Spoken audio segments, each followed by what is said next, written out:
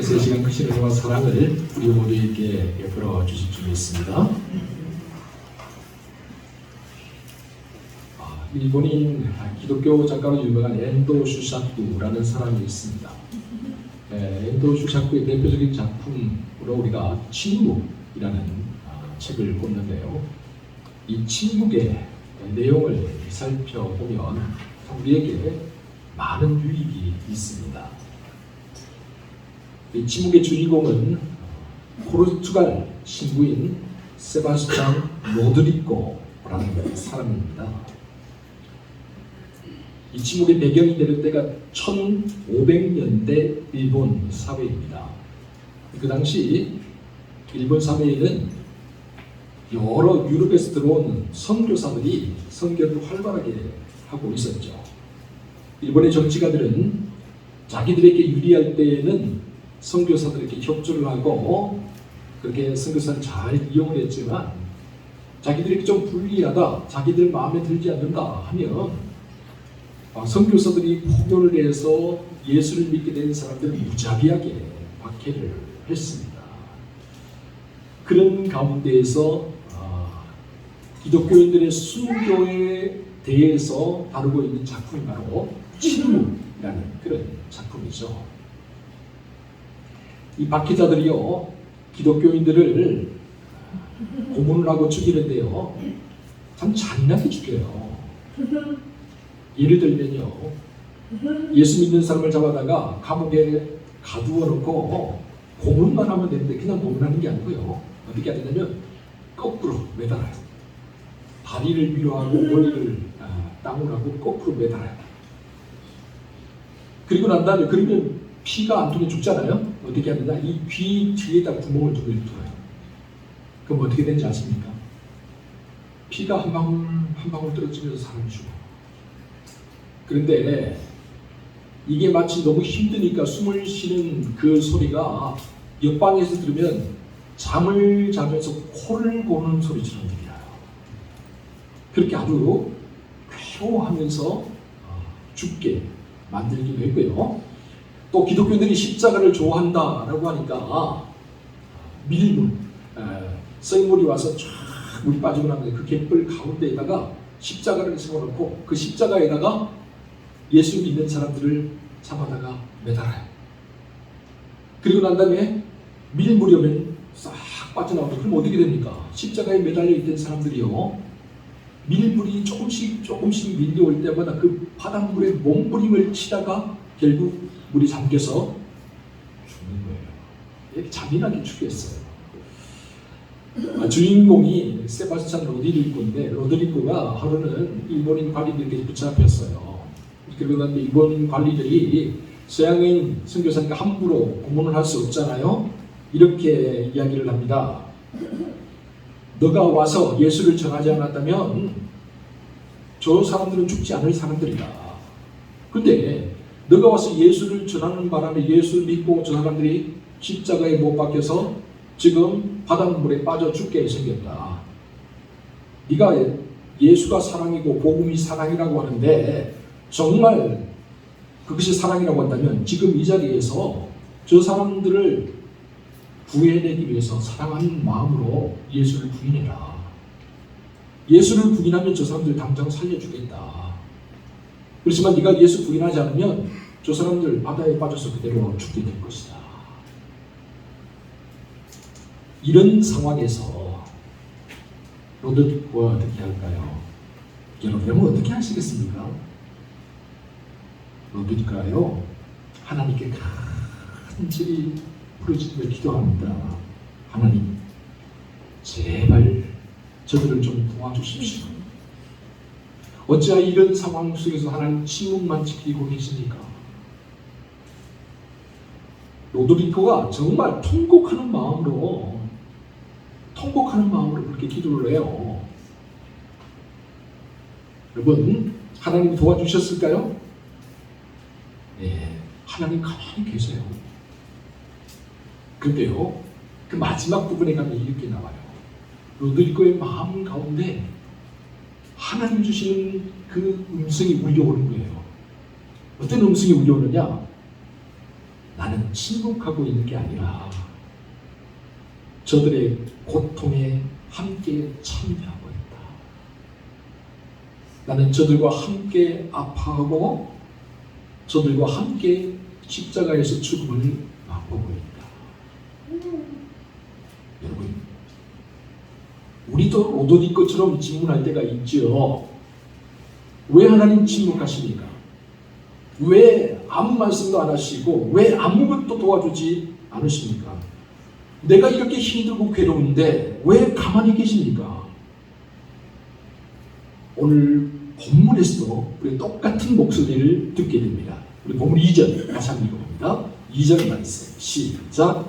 여호와여, 내가 부르짖어도 주께서 듣지 아니하시니 어느 때까지니까? 내가 강포로 말미암아 외쳐도 주께서 구원하지 아니하시나이다. 지금 하나님을 향해서 하박국이 외치고 있는 거예요. 하나님 보십시오. 지금 내가 살아가는 이 세상이 죄악과 폐역과 후악과 강포로 넘치고 있습니다. 그래서 지금 내가 하나님께 간절히 기도하고 있습니다. 그런데 왜 하나님 나의 기도에 응답하지 않는 겁니까? 왜 하나님께서 아무런 말씀도 하지 않는 겁니까? 언제까지 그렇게 침묵만 지키고 계시려고 하시는 겁니까? 그렇다면 이렇게 부르짖었던 하박국 선지자는 도대체 어떤 사람이었을까요? 하박국 서를 읽어봐도 하박국이 누군지 정확하게 알 수가 없어요. 또 하박국이 자기 자신을 소개하지도 않아요. 다만 성경학자들은 하박국 3장에 나와 있는 음악 전문 용어들이 나오죠. 노래가 나오죠. 와서 이걸 통해서 이 사람이 찬양과 관련 있는 사람이 아닐까. 하나님께 찬양을 드리는데 앞장섰던 레위인이나 그 중에 한 사람이 아닐까라고 그렇게 추측을 할 뿐이죠.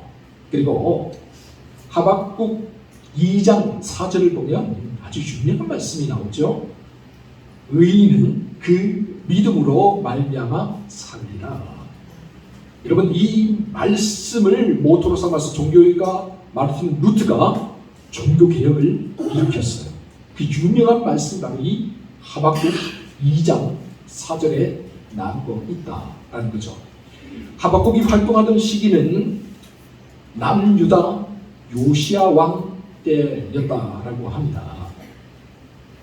남유다 요시야 왕 때가 국제 정세가 굉장히 불안한 때예요. 남쪽에서는 애굽이 통일 왕조를 이루어서 힘을 얻었을 때죠. 그리고 북쪽에서는 이제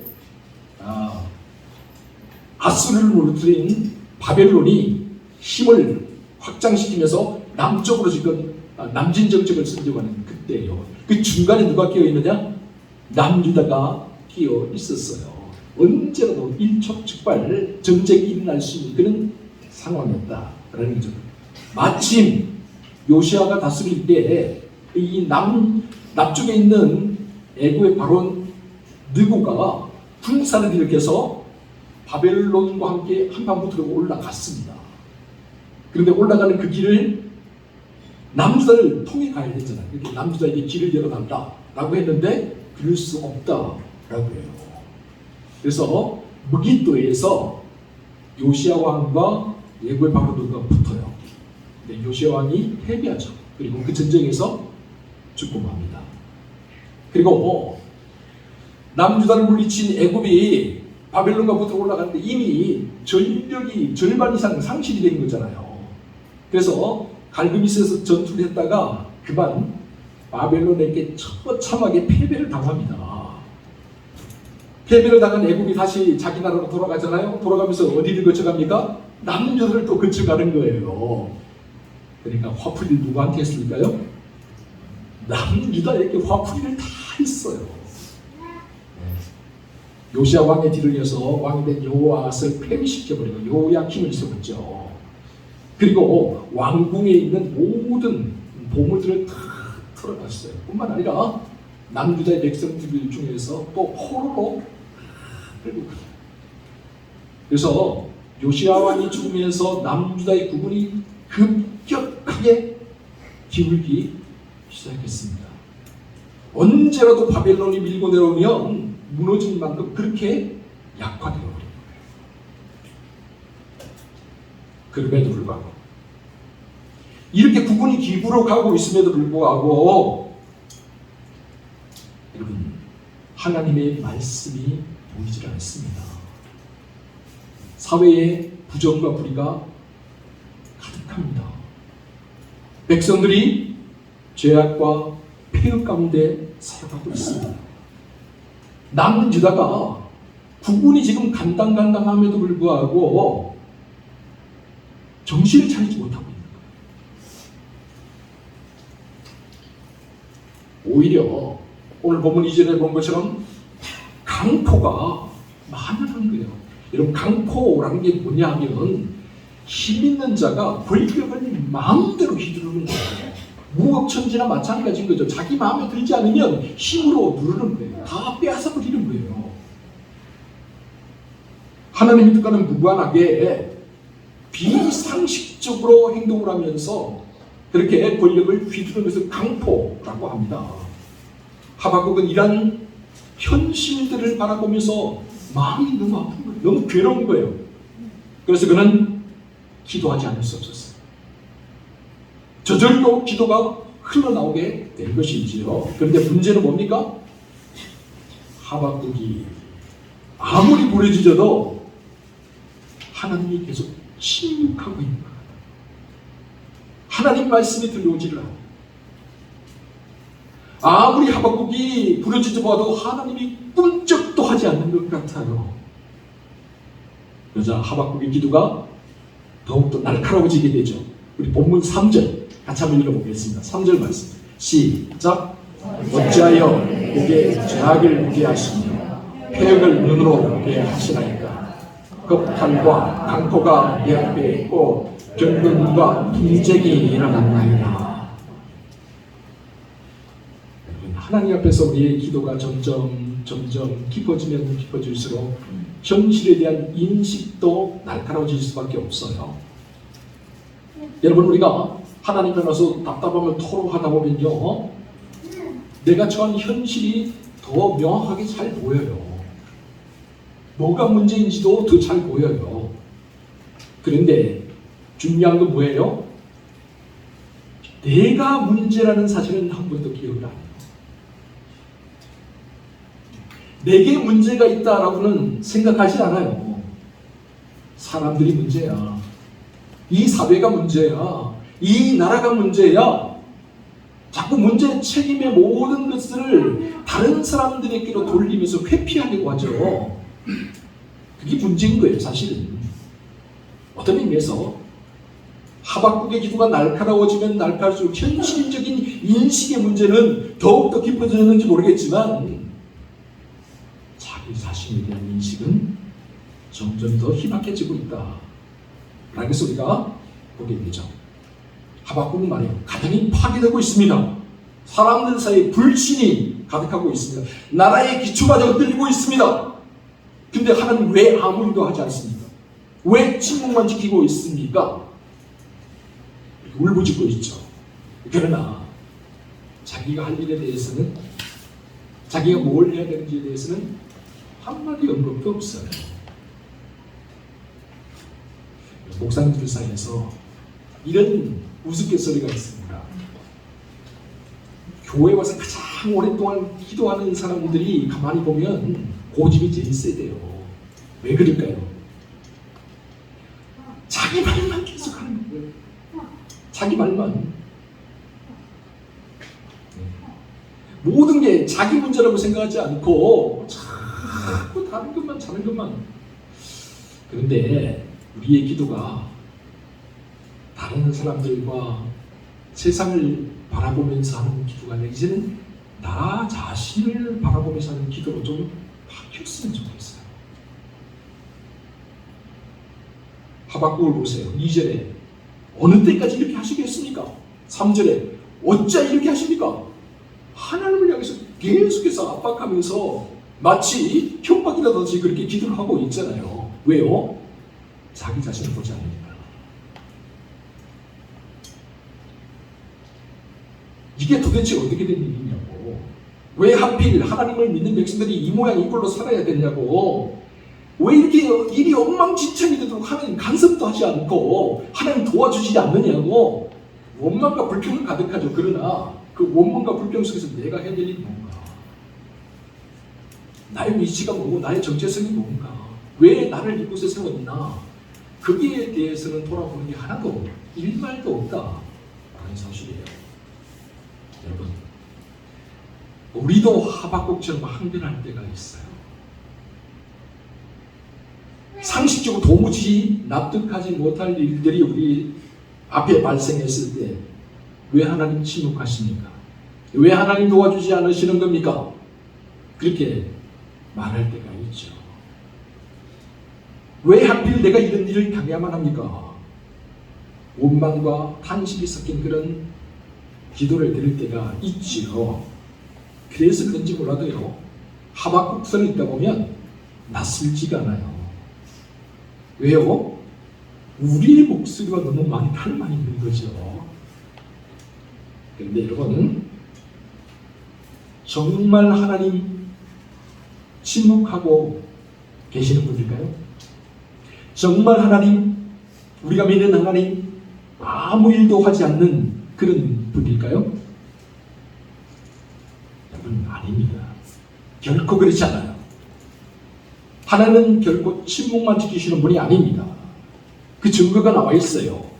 하박국 1장 1절에 뻔히 나와 있죠. 우리 1장 1절 말씀 읽어보도록 하겠습니다. 시작. 선지자 하박국이 묵시로 받은 경고라. 아멘. 여러분, 하박국은 단순히 한 선지자의 푸념 섞인 그런 글이 아니에요. 그런가 하면 사회를 보면서 이 정치 현실을 보면서 선포하는 정치 선언문도 아니에요. 왜 사회가 이 모양 이 꼴입니까? 왜 교회가 이 모양 이 꼴입니까? 라고 정치 선언하는 게 아니에요. 이것은 하박국이 하나님께로부터 받은 경고문이에요. 경고문. 다시 말하면 뭡니까? 하나님이 지금 하박국에게 말씀하고 계시는 거예요. 그래서 하박국의 탄식과 간구가 끝나고 나면 5절부터 누구의 말씀이 나올까요? 하나님의 말씀이 나오기 시작한다 라는 사실이죠. 여러분, 그렇습니다. 하박국의 소리가 잠잠해지고 나서야 하나님의 음성이 들리고 하나님이 하시는 일들이 보이기 시작하는 거예요. 그러니까 하박국이 하나님의 음성보다 사람들의 목소리에 너무 신경을 쓰고 당장 눈에 보이는 현실에 더 많이 사로잡혀 있게 되니까 하나님의 음성이 들리지 않는 거죠. 하나님이 하시는 일이 보이지 않는 거예요. 얼음 공장에서 일어났던 일이라고 해요. 얼음 공장에서 일을 하는 분들이 계신데요. 얼음 공장이 옛날에는 톱밥이 좀 필요했다고 그러네요. 톱밥이 왜 그런지 잘 모르겠어요. 톱밥이 이렇게 하면 이게 얼음이 좀 덜 녹나요?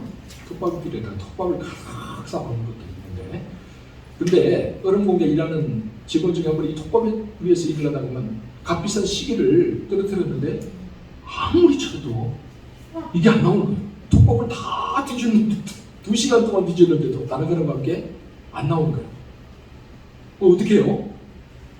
점심 먹으러 갈 시간인데 점심 먹으러 갔죠. 점심 먹고 와서 다시 한번 찾아보자. 지가 어디 가겠나? 지가 여기 있겠지 하면서 점심 먹으러 간 거예요. 점심 먹고 돌아왔더니 그 톱밥 위에 어떤 동네 아이가 딱 앉아있는데 그 아이의 손목에 뭐가 있을까요? 시계가 탁 쳐져 있는 거예요. 이게 너무 신기하잖아요. 시계 주인이 이 친구에게 가서 물었어요. 야, 너 어떻게 이 시계 어디서 찾았니? 어떻게 찾았니? 그렇게 물었죠. 그랬더니요, 이 친구가 하는 대답이 걸작입니다. 저는 아무것도 안 했어요. 아저씨 그냥 톱밥 위에서 가만히 앉아서 놀고 있었는데 째깍 째깍 소리가 들리는 거예요. 어디서. 그래서 소리가 들리는 걸 자꾸 파봤더니 시계가 나오더라고요. 그래서 지금 이 시계를 차고 있어요. 마찬가지 아닐까요? 우리 정신이 쉴 새 없이 무언가를 찾고 있고 우리 마음이 여러 가지로 분주하며 우리 입술이 쉬지 않고 떠들고 있는 한 우리는 하나님의 음성을 들을 수 없어요. 하나님이 하시는 일을 볼 수가 없어요. 아무리 이렇게 심각한 문제가 있어서 하나님께 간절히 부르짖고 요란하게 뜯었다 해도 하나님 발견할 수가 없어요. 왜 그럴까요? 하나님은 우리의 내면이 잠잠할 때까지 기다리시기 때문에 그래요. 우리의 내면이 잠잠해지고 나서야 비로소 하나님의 음성을 듣기 때문에 그래요. 세상을 바라보던 원망과 불만과 분노의 그 시각이 잠잠해져야 비로소 하나님이 하시는 일이 보이는 거예요. 그래서 C.S. 트래비스라는 사람은 이렇게 말을 합니다. 하나님은 조용한 가운데서 우리에게 다가오신다. 사랑하는 성도 여러분, 다시 말씀드리지만 우리 하나님은 침묵하는 분이 아닙니다. 계속되는 하박국의 질문과 항변, 그리고 쉴 새 없이 이어지는 하박국의 탄식 소리, 한숨 소리, 이 모든 것들이 잠잠해질 때까지 기다리고 계셨어요. 우리의 생각과 우리의 마음이 잠잠해지지 않으면 하나님의 세미한 음성을 들을 수가 없고 하나님이 하시는 일을 우리가 볼 수 없기 때문인 거죠.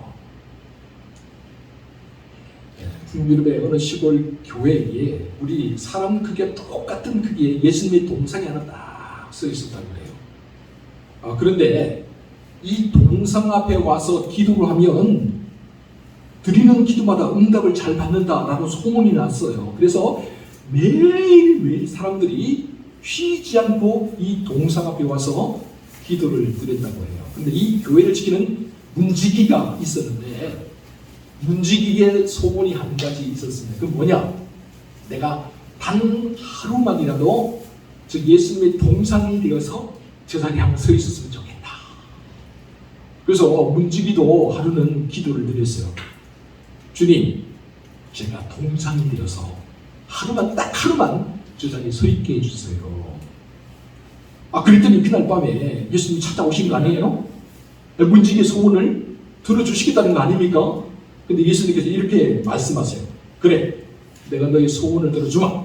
그런데 한 가지 약속할 게 있다.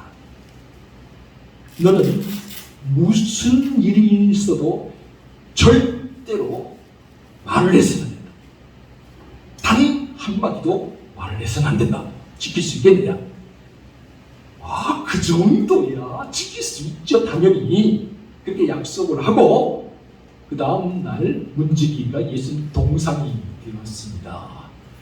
동상이 되어서 가만히 있는데 첫 번째 손님으로 한 사람이 성당문을 딱 들어왔습니다.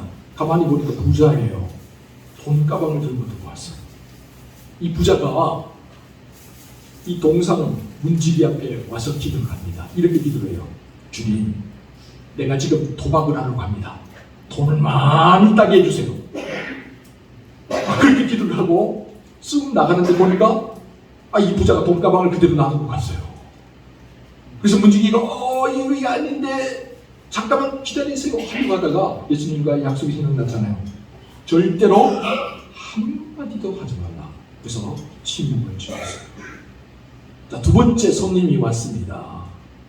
보니까 가난한 사람이에요. 가난한 농부예요. 가난한 농부가 기도를 하는데 이렇게 기도합니다. 주님, 내 아내가 중병에 걸려서 죽게 생겼습니다. 치료비가 없습니다. 주님 도와주세요. 그렇게 기도하고 눈을 딱 떴더니 뭐가 있어요? 돈가방이 바로 앞에 있네. 그게 열어보니까 돈이 가득 있는 거예요. 그래서 농부가 이거 하나님의 응답이다 생각하고 주님 감사하고 돈가방을 들고 바로 집으로 갔죠. 또 세 번째 손님이 왔습니다. 이 세 번째 손님은 청년이에요. 아주 젊은 청년이 와서 기도를 합니다. 주님, 제가 지금 배를 타러 갑니다. 이 배를 타고 항해를 무사히 마치고 돌아올 수 있도록 도와주세요. 근데 이 기도가 끝나기도 전에 성당문이 벌컥 열리더니 첫 번째 손님이었던 부자가 막 달려오는 거예요. 그리고 막 쳤는데 돈가방을 찾겠죠? 돈가방이 보이잖아요. 근데 누가 기도하고 있어요? 청년이 기도하고 있어요. 다짜고짜 청년의 멱살 잡더니 돈가방을 내놓으려고 막 흔들어대기 시작합니다. 아니 아미 홍두깨라고 지금 청년이 갑자기 날벼락을 맞게 생겼네요. 아니 나는 그런 적이 없다고 아무리 항변을 해봐도 소용이 없습니다. 그리고 지금 내가 당장 배를 타러 가야 되니까 나를 놔달라고 했는데 안 된다는 거예요. 부자가 경찰서로 가자는 거예요. 이 상황을 누가 지켜보고 있었습니까? 예, 문지기, 예수님 동상이 된 문지기가 지켜보고 있었잖아요. 도저히 참을 수가 없는 거예요. 답답해서 이 사람들 도대체 어떻게 살고 있는 거야? 도저히 안 되겠다 해서 예수님과 약속을 딱 깨고 사실 있는 그대로를 두 사람께 설명했습니다. 오해가 풀어졌겠죠? 부자는 가난한 농부집에 가서 돈가방을 찾았고, 그리고 청년은 자기가 원하는 대로 배를 타고 바다로 나가게 되었습니다. 그런데 그때 예수님께서 저 화가 나신 목소리로 문지기를 나무라셨습니다. 너는 나와 약속을 지키지 않았다. 그럼 당장 그 자리에서 내려와라. 문지기가 항변을 했습니다. 물론 내가 약속을 지키지 않고 잘못했죠. 그렇다고 해서 뭐 큰 잘못을 한 게 아니잖아요. 그죠? 이 정도야. 예수님이 사랑이 많으신 예수님 좀 봐줄 수 있는 건데 이렇게 화를 낼까? 그래서 물었죠. 아니 주님 그렇게 큰 잘못도 아닌데 왜 이렇게 화를 내십니까? 그래서 예수님께서 이렇게 말씀을 하셨어요. 너는 첫째 나와의 약속을 지키지 않은 것뿐만 아니라 둘째 네가 침묵을 끝까지 지켰다면 전혀 다른 결과가 나왔을 텐데 네가 침묵을 깨버린 말미암아 일이 엉망이 되었다는 것을 아느냐? 아니 주님 무슨 말씀입니까? 지금 일이 다 해결됐어요. 일이 엉망이라니요. 들어보아라. 부자는 어차피 그 돈을 도박으로 다 날리게 될 것이다. 그 돈이 농부에게 가더라면 농부의 아내를 살릴 수 있었겠지. 더욱 큰 잘못은 청년의 문제다. 청년을 그대로 놔두다면 경찰서에 가느라고 배를 타지 못했겠지. 그러나 네가 개입함으로 청년 그 배를 타게 되었고 그 배는 바다에서 침몰하게 될 것이다. 결국 배를 탄 청년은 죽게 되겠지. 너는 끝까지 말을 하지 말고 침묵을 지켰어야만 했다. 이제 내가 침묵으로 일하고 있는 이유를 너는 알겠느냐? 사랑하는 성도 여러분, 우리는 하나님의 침묵을 못 견뎌합니다. 그러나 하나님은 침묵 가운데 계실 때가 많고 침묵 가운데 일하실 때가 많습니다. 십자가 위에서 성자 예수님께서 고통 중에 이렇게 부르짖습니다. 엘리 엘리 라마 사박다니. 나의 하나님 나의 하나님 어찌하여 나를 버리셨나이까. 여러분 그런데도요 성부 하나님은 끝까지 침묵을 지키십니다. 그러니까 그 침묵으로 예수 그리스도의 십자가의 보혈로 온 인류를 구원하는 놀라운 구원의 역사를 이루어 주셨습니다.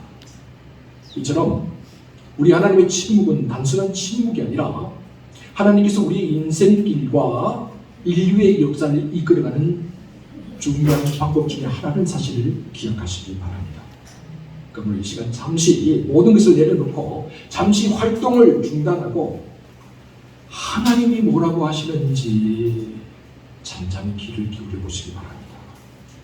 침묵 가운데 우리에게 다가오신 하나님의 손길을 한번 느껴보시기 바랍니다. 우리 영혼이 잠잠한 가운데 오직 하나님 한 분에게 집중하게 될 때 우리도 시편 62편에서 다윗이 그랬던 것처럼 다음과 같이 고백할 수 있을 거예요. 나의 영혼이 잠잠히 하나님만 바라며 나의 구원이 그에게서 나오는도다. 나의 영혼아 잠잠히 하나님만 바라라. 무릇 나의 소망이 그로부터 나오는도다. 오직 그만이 나의 반석이요 나의 구원이요 나의 요새이시니 내가 흔들리지 아니하리로다. 이라는 은혜가 우리 모두에게 있기를 주의 이름으로 축원합니다. 기도하겠습니다. 이 시간 주님의 얼굴을 구합니다. 주님의 음성 듣기를 원합니다. 우리 안에 있는 온갖 욕망들, 우리 안에 있는 분노와 요란한 소리들 이 시간 다 내려놓고 잠잠히 하나님만 바랍니다. 주님, 오셔서 말씀하여 주옵소서. 주님, 오셔서 만나 주옵소서. 우리의 삶이 주님께 붙잡힌 바 되게 하여 주옵소서. 그래서 우리를 향하신 주님의 뜻과 계획을 바르게 분별하고 깨닫게 하시며 주님을 위하여, 주님의 나라와 영광을 위하여 값지게 사용되게 하여 주옵소서. 이 모든 말씀을 우리 구주 예수 그리스도의 이름으로 기도하옵나이다.